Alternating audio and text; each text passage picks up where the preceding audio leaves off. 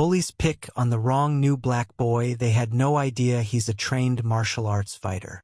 Cale Jackson stepped off the bus into the humid air of Riverton, a small town where everyone seemed to know everyone except him. At 17, he was the new kid, black in a school where diversity was more rumor than reality. His family had moved here for his mom's job, uprooting him from Chicago, where he'd trained in martial arts since he was 8. Cale wasn't just good.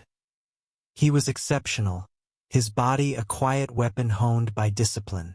But he kept that part of himself hidden, tucked beneath his hoodie and guarded smile. He just wanted to blend in, finish senior year, and move on. Riverton, though, had other plans. From day one, Cale felt the stares. In the hallways, whispers trailed him like shadows. Who's the new guy? Why's he here? Most were curious, some indifferent, but a few were hostile. Leading that pack was Tyler, a broad-shouldered senior with a smirk that screamed trouble.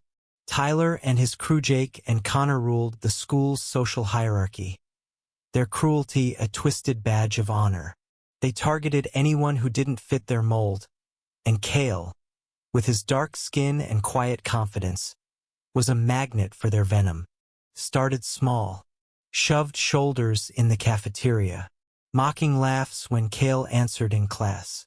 By week 2, it escalated. Tyler scrawled, "Go back to Chicago," on Cale's locker in Sharpie. Cale wiped it off, jaw tight, telling himself to stay calm. His sensei's words echoed, "Control your fight, not your anger." But each jab chipped away at his restraint. He wasn't scared, he was tired. Tired of being the outsider, tired of proving he belonged. The breaking point came on a Friday after school. Cale was crossing the courtyard, earbuds in, when Tyler's voice cut through. "Hey, city boy, you deaf or just dumb?" Cale kept walking. Then a hand yanked his backpack, spinning him around. Tyler loomed, flanked by Jake and Connor, their grins predatory. A small crowd gathered, phones out, sensing a spectacle. Cale's pulse quickened, but his face stayed stone. "Walk away," he said, voice low. Tyler laughed, shoving him hard. "Make me." The air crackled with tension.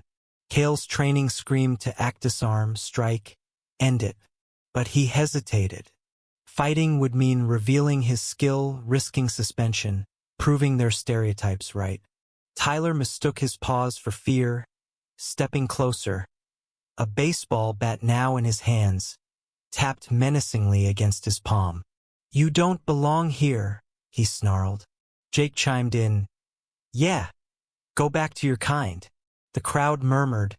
Some egged Tyler on. Others looked uneasy. Cale's eyes flicked to a girl at the edge, Lila, a classmate who'd been kind to him once, her face tight with worry. Then, a twist. The crowd parted, and Mr. Ruiz, the janitor, stepped forward. He was old, wiry, with a limp from a long-ago injury. Everyone ignored him daily, but Cale had noticed him, nodding respectfully each time they'd crossed paths. Ruiz's voice was steady, cutting through the chaos. "Tyler, you're acting like a coward, not a king."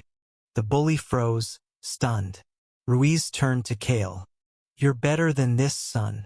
Show them." His eyes held a knowing glint, as if he'd seen Cale's restraint and understood its weight. Tyler recovered, swinging the bat toward Cale's ribs. Time slowed. Cale's body moved before his mind did. He sidestepped, fluid as water, grabbing the bat mid-swing, twisting it from Tyler's grip with one precise motion. The crowd gasped. Jake lunged, but Cale ducked, using Jake's momentum to flip him onto the dirt. Connor hesitated, then charged. Cale deflected his punch, sending him stumbling. In seconds, all three were down, unharmed but humiliated. Cale stood, breathing hard, the bat at his feet. He hadn't thrown a single punch. Silence blanketed the courtyard. Phones lowered. Tyler scrambled up, his face a mix of rage and shame. Cale met his eyes, not with triumph but with something deeper pity. "I didn't come here to fight," Cale said, voice steady. "But I'm not your punching bag." He turned to the crowd. "None of us should be." Lila broke the spell, stepping forward. "He's right," she said, her voice trembling but firm. "This has to stop." Others nodded, their murmurs shifting, some guilty, some inspired. Ruiz clapped Cale's shoulder, a quiet nod of pride. Tyler, for once, had no comeback. He grabbed his bag and slunk off, his crew trailing behind. The video of the fight spread like wildfire. By Monday, Cale was a hero to some, a target to others. The principal, pressured by parents, suspended all four, but Ruiz's words haunted the school.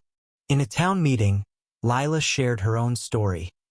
Her brother, a Latino kid, had left Riverton after relentless bullying.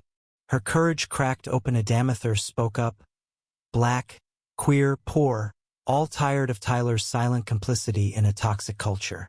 Cale's fight hadn't just been about him. It was about them all. The suspension lifted early when evidence showed Cale acted in self-defense. Tyler's parents, a powerful family, pushed back, but the community's outcry was louder. Cale returned to whispers, not of fear, but of change.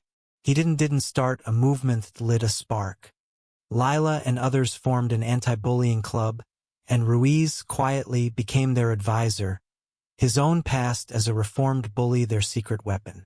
One day, Cale found a note in his locker, not hate, but an apology, scrawled in Tyler's handwriting. It wasn't much, but it was a start. Cale didn't forgive, not yet, but he nodded at Tyler in the hall, a small bridge over a wide chasm.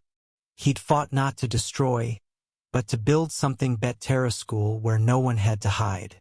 In the end, Cale's fists weren't his real weapon. His restraint, his courage, his choice to stand tall without hate, that was his true power. Riverton wasn't perfect, but it was learning one hard-won lesson at a time. Cale walked home, the sunset warm on his back, his sensei's words in his heart. Control your fight, and you control your world. What do you think? Was Cale's choice to fight or stand his ground the right call for justice? Or does change only come when we confront hate with words alone?